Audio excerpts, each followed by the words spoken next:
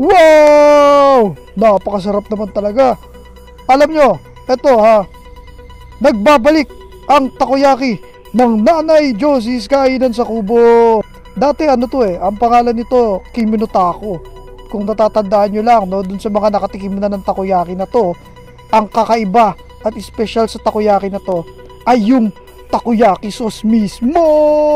Grabe, ibang-iba yung lasa ng takoyaki sauce nito kumpara sa takoyaki ng iba dyan, no? At isa pa